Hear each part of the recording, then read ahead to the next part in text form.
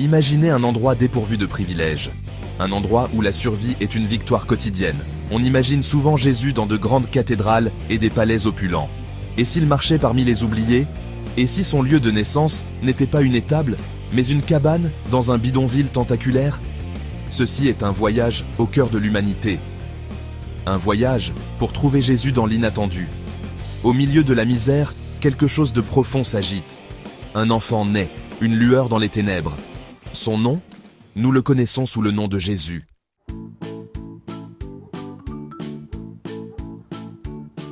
Il n'est pas drapé de beaux vêtements, pas d'auréole au-dessus de sa tête. Ce Jésus connaît les affres de la faim, la douleur de la soif. Ses enseignements? Non pas d'une chair, mais du cœur de la communauté. Il parle d'amour, de compassion, de justice. Ses paroles résonnent profondément, car ce ne sont pas des déclarations creuses. Voici Jésus, le sauveur du peuple, marchant parmi les oubliés, offrant réconfort et force.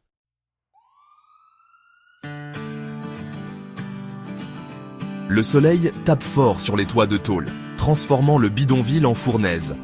Pourtant, la vie trouve un chemin. À l'intérieur d'une de ses habitations, Jésus est assis parmi eux. Ses mains, calleuses d'une vie de labeur, rompent le pain avec ceux qui ont peu à partager. La nourriture est simple, mais le geste est profond. C'est une communion, une célébration de la vie face à l'adversité. Sa présence est un baume sur leurs âmes fatiguées. Il écoute avec son cœur, ses yeux reflétant leur douleur, leur combat. Il offre des paroles de réconfort, d'encouragement, d'espoir.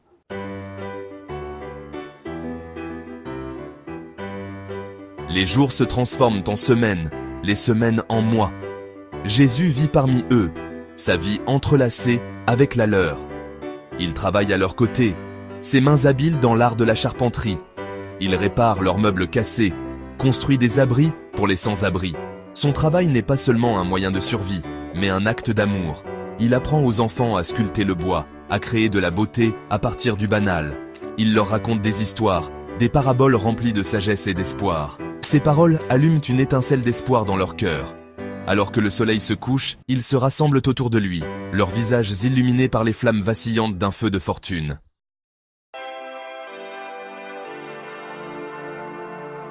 La réputation de Jésus se répand au-delà des limites de leur bidonville.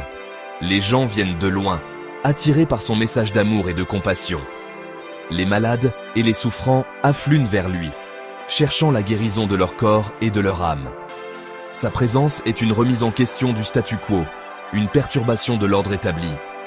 Il dit la vérité aux puissants, condamnant l'avidité et la corruption qui perpétuent leur pauvreté. Il les inspire à défendre leurs droits, à lutter pour un avenir meilleur.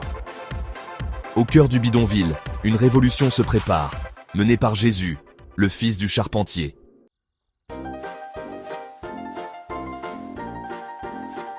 La vie dans le bidonville est une tapisserie tissée de fils de joie et de chagrin. Un jour, un lourd silence plane sur la communauté. Un enfant, affaibli par la faim et la maladie, a rendu son dernier souffle.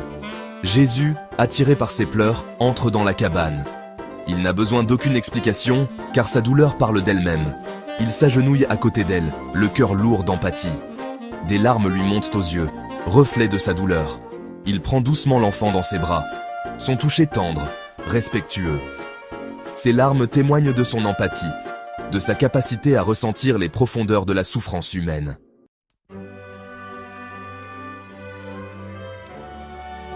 La mère, accablée de chagrin, s'effondre dans ses bras. Il la serre contre lui, son propre corps secoué de sanglots. Il comprend sa douleur, la profondeur de sa perte. Ses larmes se mêlent aux siennes, un fleuve de chagrin partagé.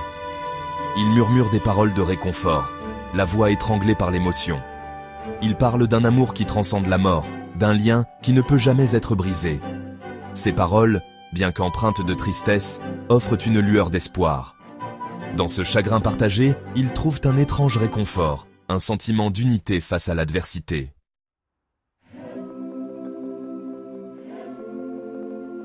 La nouvelle de la compassion de Jésus se répand dans tout le bidonville.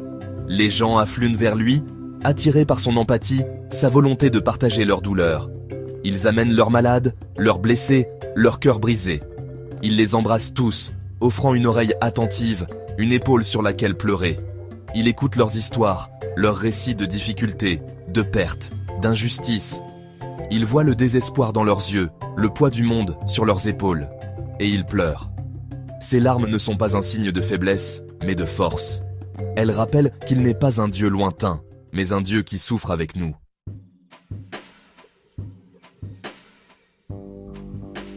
La vie dans le bidonville est une lutte constante, un combat quotidien contre la pauvreté, la maladie et le désespoir. Mais il y a un autre ennemi, plus insidieux, qui se cache dans l'ombre. La corruption. Elle se faufile à travers la communauté comme un serpent venimeux, empoisonnant tout ce qu'elle touche. Des fonctionnaires corrompus se remplissent les poches pendant que le peuple meurt de faim. Les produits de première nécessité sont stockés et vendus à des prix exorbitants. Jésus voit le prix que cela fait payer aux gens qu'il a appris à aimer. Il entend leurs histoires d'exploitation, d'abus de pouvoir, de rêves brisés sous le poids de l'injustice. Il sait qu'il ne peut pas rester silencieux. Il doit agir.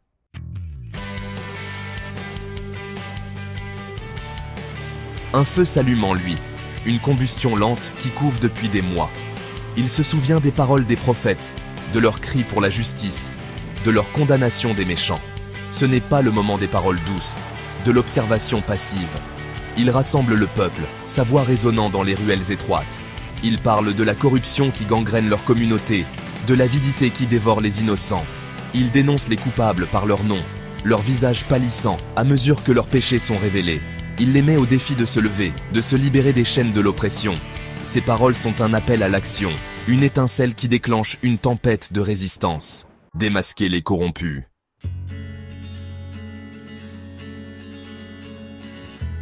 Le bidonville, un microcosme de notre monde. Pauvreté, corruption, désespoir. Ce ne sont pas seulement des problèmes confinés à des terres lointaines. Ils existent dans nos propres arrière-cours, dans l'ombre de nos villes scintillantes. Les visages peuvent être différents, les langues diverses, mais les luttes restent les mêmes. Que leur dirait Jésus, à nous? Fermerait-il les yeux sur leur sort ou les embrasserait-il avec compassion? Son message transcende le temps et l'espace, un appel intemporel à aimer notre prochain comme nous-mêmes.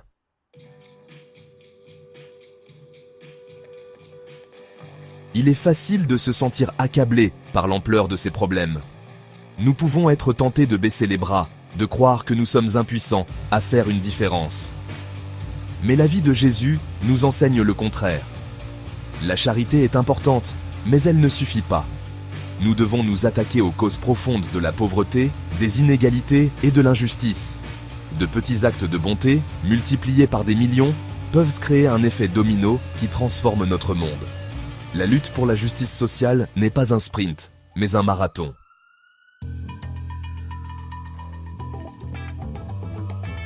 Sa vie était un appel à l'action, un défi à vivre notre foi de manière concrète, à transformer nos croyances en actions tangibles. Il ne s'est pas contenté de parler d'amour, il l'a incarné chaque jour, dans chaque geste, dans chaque parole. Il ne s'est pas contenté de prêcher la compassion, il l'a vécu en tendant la main à ceux qui en avaient le plus besoin. Il ne s'est pas contenté de dire la vérité aux puissants, il a affronté l'injustice de front, sans peur ni hésitation. Quelle sera notre réponse ? Comment allons-nous répondre à cet appel ? Serons-nous des observateurs passifs de la souffrance ou serons-nous des acteurs du changement, prêts à faire une différence ? Allons-nous permettre à la peur et à l'indifférence de nous paralyser ou trouverons-nous le courage d'agir, de parler, de défendre ce qui est juste et équitable ? L'héritage de Jésus ne se limite pas aux vitraux ou aux textes anciens, il est vivant dans nos actions. C'est une réalité vivante et vibrante qui nous appelle à l'action chaque jour, nous poussant à faire plus, à être plus. C'est un rappel que nous sommes tous interconnectés et que nos choix individuels ont le pouvoir de façonner le monde qui nous entoure, pour le meilleur ou pour le pire. Choisissons l'amour plutôt que la haine, la compassion plutôt que l'indifférence et la solidarité plutôt que l'isolement. La justice plutôt que l'apathie. Ensemble, nous pouvons faire la différence. Soyons le changement que nous voulons voir dans le monde. Agissons maintenant. Construisons un monde digne des sacrifices que Jésus a consentis. Un monde où l'amour et la justice règnent. Un monde où chacun a la possibilité de s'épanouir, de vivre pleinement et en harmonie.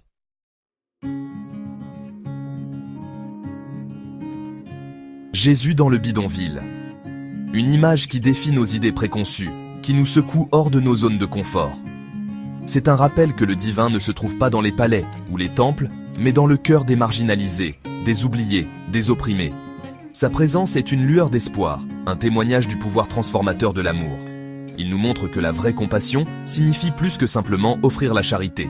Cela signifie marcher aux côtés de ceux qui souffrent, partager leur fardeau, lutter pour la justice. Sa vie dans le bidonville est une révolution, non de violence ou de colère, mais d'amour. C'est une révolution qui commence dans le cœur, se propage à la communauté et finit par transformer le monde. C'est une révolution qui nous appelle à voir l'étincelle divine en chaque être humain, quelles que soient ses circonstances. Son message est aussi pertinent aujourd'hui qu'il l'était il y a 2000 ans. C'est un message qui transcende le temps et l'espace, un message qui parle aux aspirations les plus profondes du cœur humain, le désir d'amour, de justice, de paix. C'est un appel à l'action, à la solidarité et à la transformation collective.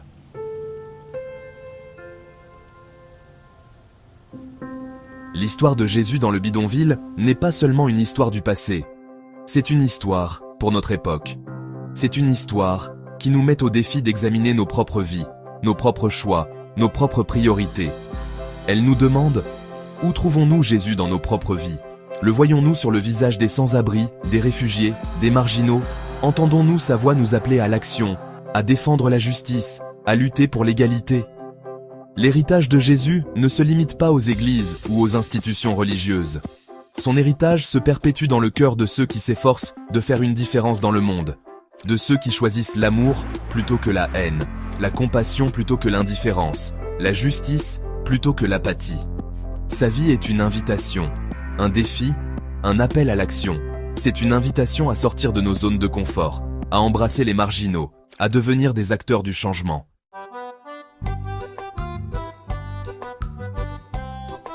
Chacun de nous rencontre ses propres bidonvilles dans la vie, des endroits où nous sommes confrontés à des défis personnels et sociaux. Des lieux de pauvreté, de désespoir, d'injustice, où l'humanité semble avoir été oubliée. Ce ne sont peut-être pas des bidonvilles au sens littéral, mais ce sont des endroits où notre compassion est mise à l'épreuve, où nous devons décider de notre rôle, où nos valeurs sont remises en question, où nous devons choisir entre l'indifférence et l'action, où nous sommes appelés à vivre notre foi de manière concrète, à transformer nos croyances en actions tangibles. Quelle sera notre réponse ? Comment réagirons-nous face à ces défis ? Fermerons-nous les yeux sur la souffrance qui nous entoure en prétendant qu'elle n'existe pas ? Ou serons-nous les mains et les pieds de Jésus, tendant la main à ceux qui sont dans le besoin, offrant de l'espoir et du réconfort ? Tendant la main à ceux qui sont dans le besoin, offrant de l'espoir et apportant des ressources essentielles, œuvrant pour le changement. Le choix nous appartient et il est crucial. Nous pouvons choisir de vivre dans un monde où règne la pauvreté, l'injustice et le désespoir, où nous pouvons choisir de faire une différence. Où nous pouvons choisir de construire un monde où règne l'amour, la compassion et la justice, un monde où chacun a sa place.